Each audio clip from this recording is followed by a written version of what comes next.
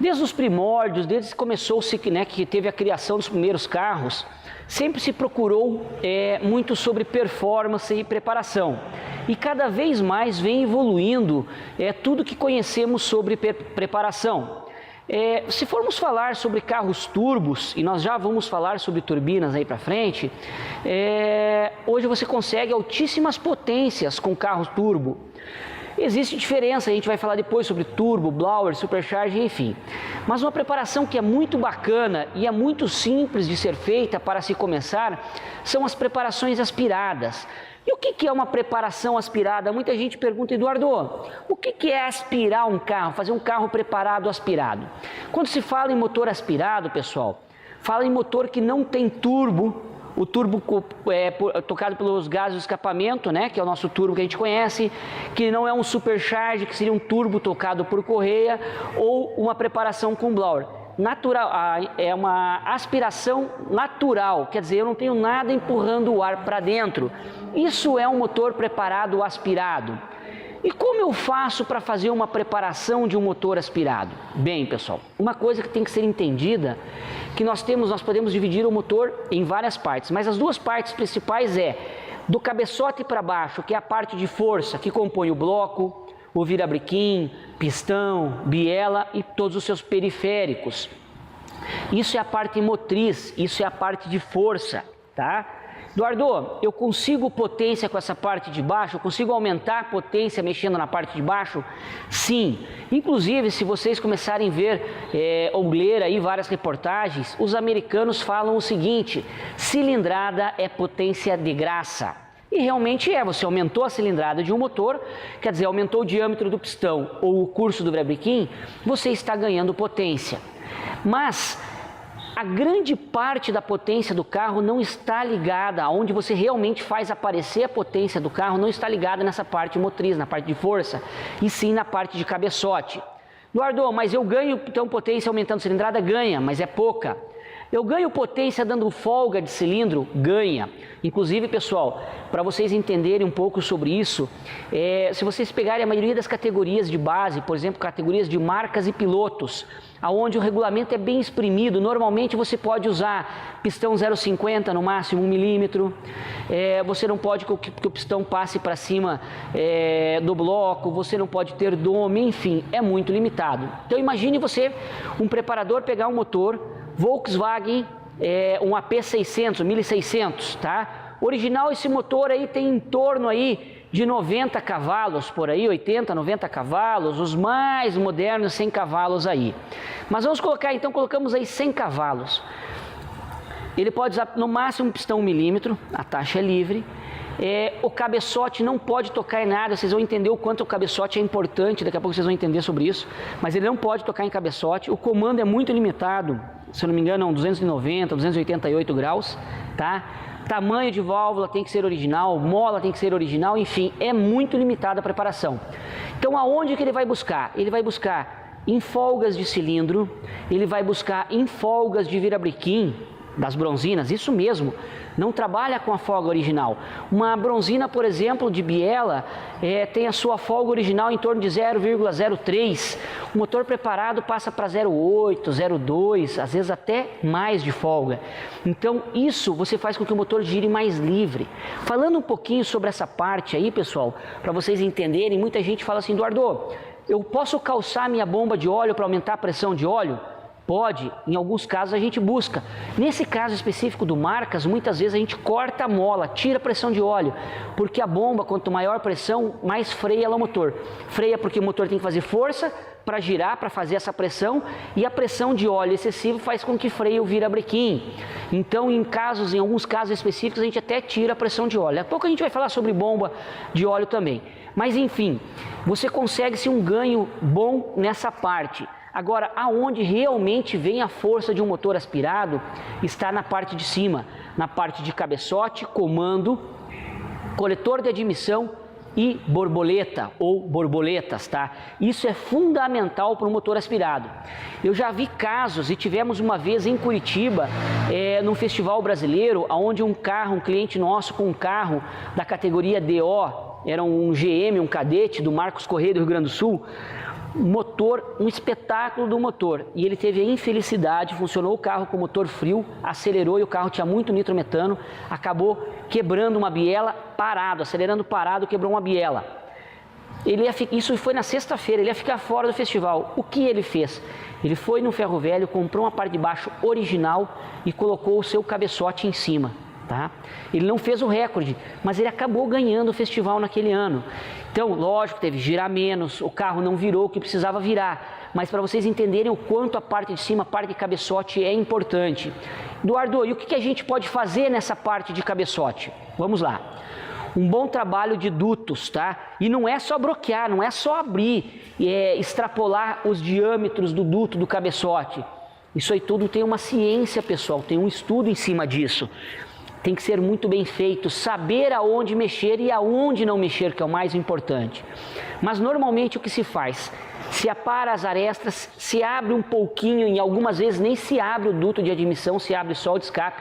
Dependendo do que você vai usar, a gente vai falar daqui a pouco de combustíveis, se você for usar muito nitrometano, o oxigênio está dentro do nitrometano, então eu não preciso arrombar o meu duto de admissão, eu preciso sim abrir o duto de escape para isso aí tudo sair. Daqui a pouco a gente vai falar sobre saída e liberação dos gases queimados.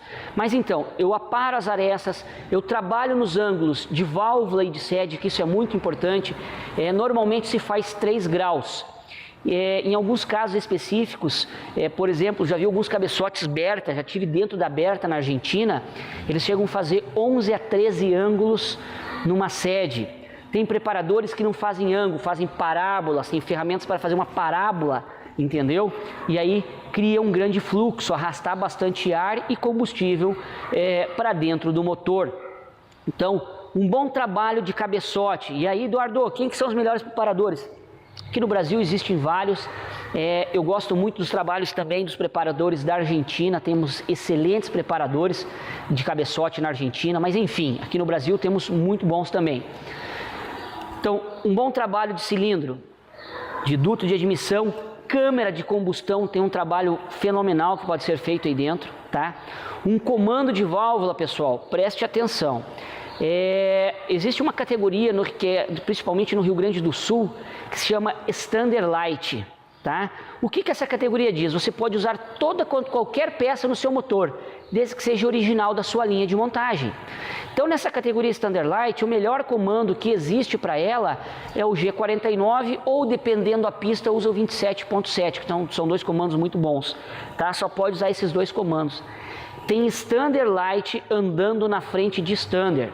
Júnior Reineck, procure na internet, Júnior Reineck do Rio Grande do Sul, com seu Standard Light, tem muita pista que ele tem o recorde da Standard Light da categoria Standard, na Standard é tudo liberado, e usa um comando original, mas muito bem acertado. Por que eu estou falando do comando original? Porque tem alguns comandos cópias por aí que não prestam, pessoal, então cuida, às vezes você colocou um comandão no seu carro, embaralha de baixa, fica aquela lentona gostosa, só que você acelera, o carro não anda e você não sabe o que é. Você desmonta e monta o motor e às vezes é o teu comando que não presta. A verdade é essa. Então, cuidado, marca de comando, qualidade é imprescindível para um bom motor.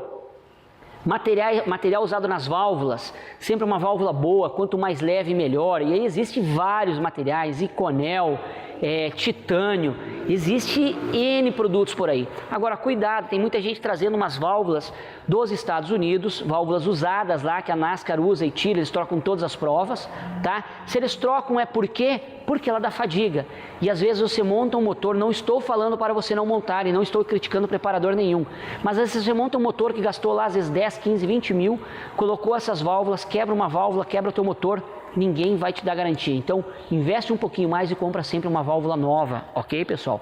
Mola de válvula é muito importante, a carga da mola, a qualidade, com que ela tenha uma boa pressão inicial e final, e depois que funciona, que esquenta, que mantenha essa pressão é muito importante. Os tuchos de válvula também são muito importantes. Mas o que eu quero dizer para vocês, essa preparação da parte de cima do motor, falando do cabeçote para cima, é isso aí que vai te dar a maior potência no seu motor, aonde você vai conseguir colocar ar e combustível. Se vocês forem estudar, e quem sabe num próximo curso aí de preparação a gente volte a falar sobre isso, vocês vão entender o seguinte: como eu aumento a potência do meu motor?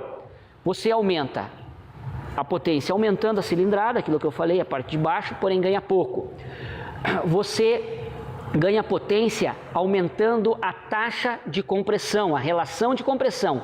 Não a compressão do motor, mas a relação de compressão. Espremendo o motor, entendeu? Diminuindo junta, colocando pistão com dome ou rebaixando o cabeçote. E ganhando giro. Pessoal, ganhando giro é tão importante, e fazendo preparação de cabeçote, tá?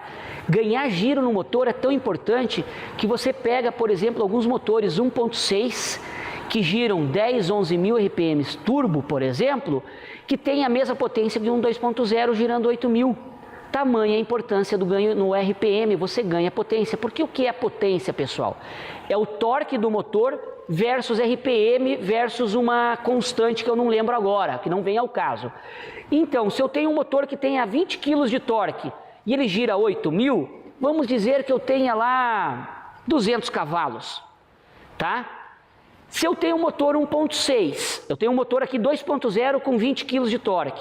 Se eu tenho um motor 1.6 com 16 kg de torque, mas ele me gira 10 mil, a minha potência máxima vai ser a mesma. Eu perco um pouquinho no torque, mas ganho na potência, só que o RPM vai ser lá em cima.